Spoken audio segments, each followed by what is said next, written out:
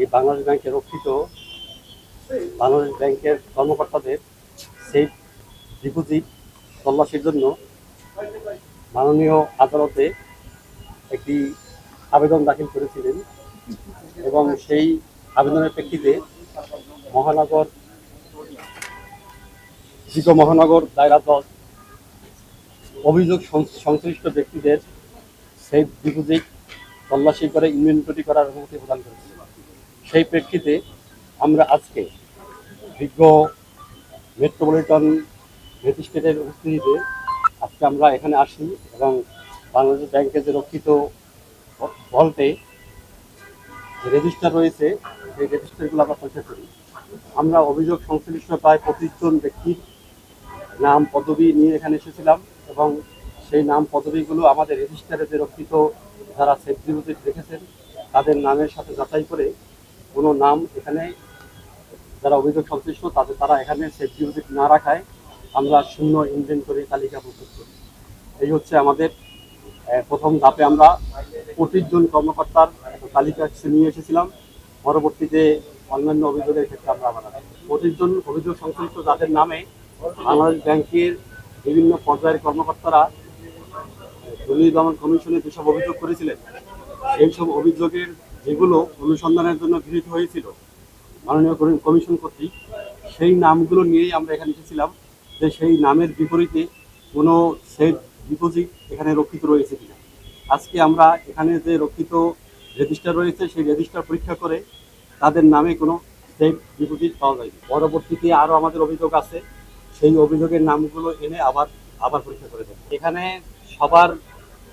বাংলাদেশ ব্যাংকের পক্ষ থেকে ওনারা বলবেন বাংলাদেশ ব্যাংকের যে আইন বা বিধিমালা আছে সেখানে তারা কিন্তু তাদের জিনিসপত্র বা তাদের যে মূল্যবান জিনিস তারা এখানে কয়েন বল মহানিরাপত্তা এলাকা সেখানে রাখতে পারেন। আমাদের যেটা প্রশ্ন ছিল সেটা হচ্ছে যে ওনারা প্রদর্শন করে রাখেননি, এই প্রশ্নটা আমাদের ছিল।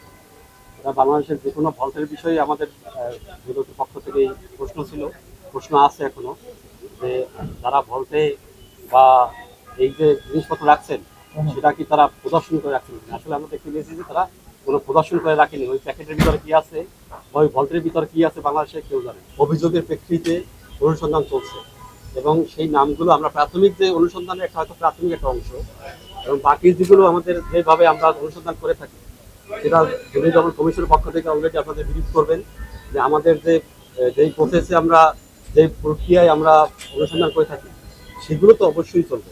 আমাদের এখানে নতুন একটা বিষয় ছিল যে এখানে ভল্টে কর্মকর্তারা অনেক বড় ধরনের সম্পদ এখানে রেখেছিলেন, এর আগে আমরা পেয়েছি।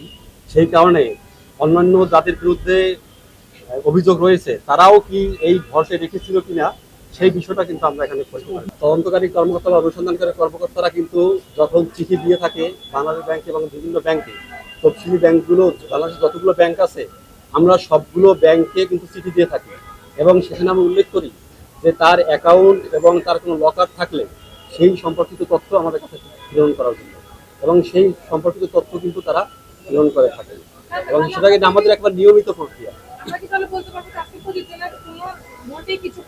আজকে যারা 25 জনের নামে আমরা যে নামগুলো আমরা নিয়ে এসেছিলাম এখানে আমরা নিজেরা এসেছি যাতে নিজেরা করে রেজিস্টার পরীক্ষা করে দেখতে পারি এবং আমরা তাতে নিজেরা সন্তুষ্ট হই।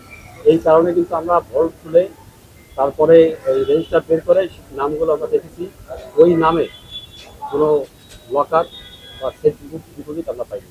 আসলে 25 জনের নাম যেহেতু পাওয়া যায়নি এবং আপনারা জানেন যে দুর্নীতি দমন কমিশনে ইতিপূর্বে যাদের নামে অনুসন্ধান শুরু হয়েছে আমরা বিভিন্ন সময় পেয়েছি ঠিক তারাই এই নামগুলো সাবেক নাকি সবাই বর্তমান কর্মকর্তা? সাবেকও আছে এবং বর্তমান কর্মকর্তারাও আছে।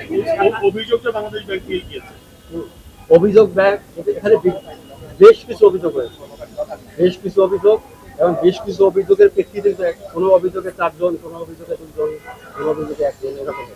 এই অভিযোগগুলো কিন্তু নামগুলো এক করে আমরা 25 জনের আমাদের কাছে আরো অভিযোগ আছে। এখানে বিভিন্ন অভিযোগ আছে, এখানে মানি লন্ডারিং অভিযোগ আছে, এখানে অবৈধ সম্পদ অর্জনের অভিযোগ আছে, এখানে বিদেশের নাগরিকত্ব নেওয়ার অভিযোগ আছে, এখানে এই মানি লন্ডারিং যেটা সেই মানি লন্ডারিং এর অভিযোগ আছে, বিভিন্ন ধরনের অভিযোগ আছে। তাহলে আপনারা কি আজকে কোনো লকারই পান নাই?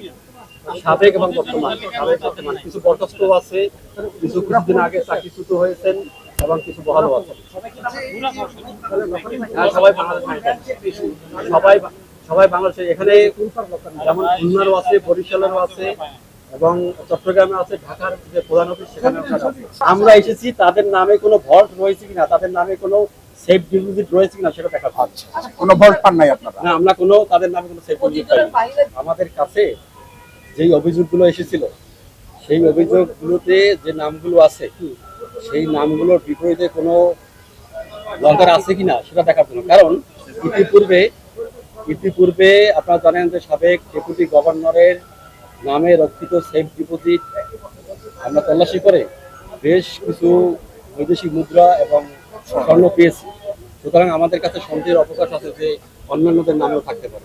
এই মেট্রোপলিটন ম্যাজিস্ট্রেটের উপস্থিতিতে আমরা কিন্তু এটা পরীক্ষা করে দেখেছি যে সাবেক গভর্নর, বিশেষ করে ডেপুটি গভর্নর যারা রয়েছেন, যাদের নামে অভিযোগ আমাদের ওখানে চলমান রয়েছে, অনুসন্ধান চলমান আছে, তাদের নামে যে কজন আমরা এনেছি তাদের নামে সেই ডিপোজিট নেই। হয়তো সামনে যাদের আরো নাম রয়েছে তাদের নামে হয়তো থাকতে পারে।